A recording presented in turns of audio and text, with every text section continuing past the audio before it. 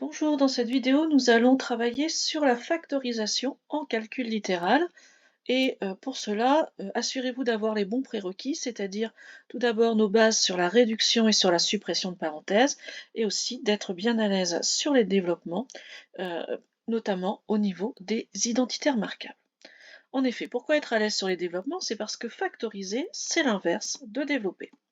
C'est-à-dire, il faut passer d'une somme ou d'une différence à un produit. C'est-à-dire, passer soit d'une addition, une soustraction dans notre expression en opération principale, à une multiplication comme opération principale. Différentes façons de factoriser. Tout d'abord, on a vu le développement simple avec une formule qui était k fois a plus b égale k fois a plus k fois b. En appliquant cette formule à l'envers, on va pouvoir factoriser avec ce qu'on appelle un facteur commun. Lorsque l'on a k fois a plus k fois b, on voit le k qui se répète et on le passe devant en facteur commun. Ensuite, dans notre parenthèse, on va écrire ce qu'il reste, a plus b. On peut s'imaginer qu'en français, on fasse des factorisations. La phrase il fait beau et il fait chaud, à ce moment-là, on a le il fait qui se répète, on peut factoriser, dire il fait beau et chaud. Avec une soustraction, c'est le même principe, k fois a moins k fois b, on a le k en facteur, on passe devant, et on écrit notre soustraction à l'intérieur des parenthèses. On va voir différents cas avec différentes sortes de facteurs communs. Tout d'abord, pour 15a moins 10, on voit que le facteur commun va se situer au niveau des nombres. En effet, 15 et 10 sont tous les deux des multiples de 5. Donc on va faire apparaître ce facteur commun. Le 15, on va l'écrire 5 fois 3, et le 10, on va l'écrire 5 fois 2. Maintenant qu'on a ce facteur commun, on va pouvoir faire notre factorisation, passer le 5 devant, et réécrire notre 3a moins 2. Le signe multiplié d'ailleurs aurait pu être supprimé. Deuxième cas que l'on peut rencontrer, cette fois-ci c'est pas au niveau des nombres que l'on voit un facteur commun, mais au niveau de la partie littérale. On voit que c'est le x qui est en commun.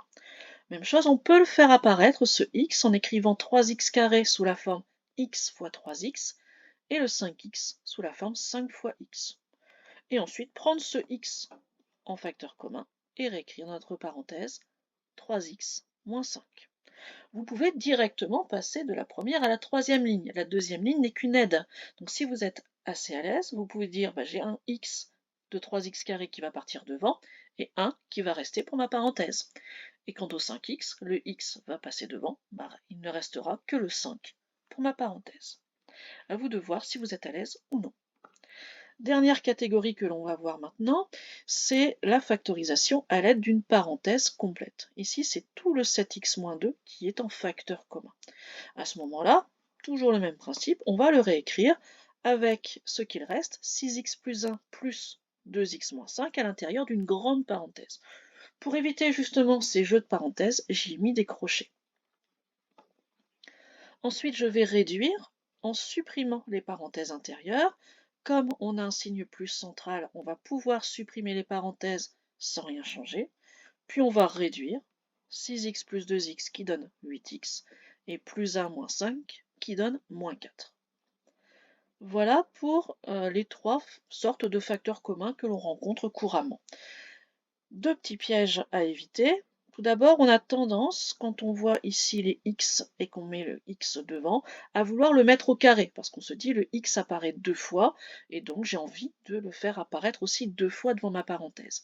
Surtout pas, puisque les parenthèses sont là justement pour faire un tout, et le x va s'appliquer sur chacune des parties intérieures. Donc il va bien pouvoir se dédoubler en quelque sorte. Deuxième chose que l'on peut avoir en difficulté, c'est quand on a un moins central, notamment avec ces parenthèses, parce que lorsque l'on va supprimer les parenthèses, on va devoir changer les signes de notre deuxième partie. Et souvent, on pense à supprimer les parenthèses et on oublie le changement de signe quand il y a ce moins central. Donc ça, c'est vraiment une précaution à prendre. Voilà pour la factorisation avec un facteur commun. Maintenant, il est possible que vous voyez une expression où vous n'avez pas de facteur commun. À ce moment-là, on a encore une solution possible. C'est d'avoir recours aux identitaires marquables. Normalement, vous avez donc en tête vos trois identitaires marquables, a plus b au carré qui donne a carré plus 2ab plus b carré, a moins b au carré qui donne a carré moins 2ab plus b carré, et enfin a plus b facteur de a moins b qui donne a carré moins b carré. Ces trois identités, on a l'habitude de les apprendre dans le sens où je viens de les réciter. Or, une égalité, ça fonctionne dans l'autre sens aussi. Donc on peut se servir des identitaires marquables pour retrouver une forme factorisée. À ce moment-là, on regarde notre forme développée et on espère qu'elle ressemble à la fin d'une identitaire marquable. Allons voir sur des exemples. Si vous prenez ici 9x carré plus 6x plus 1, on ne voit pas de facteur commun apparent. Mais on espère reconnaître une forme d'identitaire marquable. Alors laquelle, à ce moment-là, on va aller regarder un petit peu en détail. On va avoir ici trois termes. Donc déjà, ça ne peut être que du a plus b au carré ou a moins b au carré. Et ces termes sont tous avec des plus. Donc c'est du a plus b au carré. En tout cas, on l'espère. À ce moment-là, on va essayer de retrouver notre petit a et notre petit b. Le 9x au carré, qui est devant, on va essayer de l'écrire sous la forme d'un carré complet. C'est 3x, le tout au carré avec les parenthèses. Ensuite, on va tout de suite s'occuper du dernier terme. Le plus 1 pourrait être un 1 au carré. Reste le paquet central. Une fois qu'on a identifié notre petit a qui devrait être égal à 3x et notre petit b qui devrait être égal à 1, à ce moment-là, au milieu, je dois avoir 2ab. 2 fois 3x fois 1. Et on va vérifier 2 fois 3x fois 1, ça fait bien 6x. Donc oui, on est bien sur du a carré plus 2ab plus b carré. Donc on peut revenir en arrière de notre identitaire marquable et trouver donc a plus b au carré, 3x plus 1 au carré.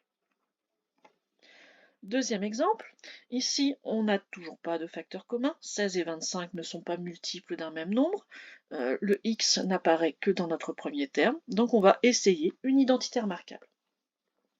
Cette fois-ci, elle est composée uniquement de deux termes avec un moins central, donc on espère que ce soit du a carré moins b carré.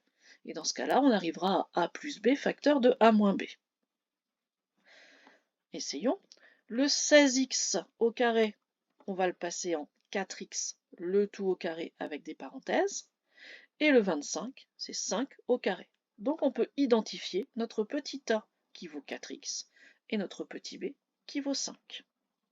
À ce moment-là, on écrit notre formule a plus b facteur de a moins b, ou inversement. Ici, j'écris a moins b facteur de a plus b. Voilà pour la factorisation. Donc à retenir que nous avons deux formes de factorisation, soit par facteur commun, soit à l'aide des identitaires marquables, où la difficulté est d'essayer de revenir en arrière. Voilà, c'est tout pour aujourd'hui. Au revoir.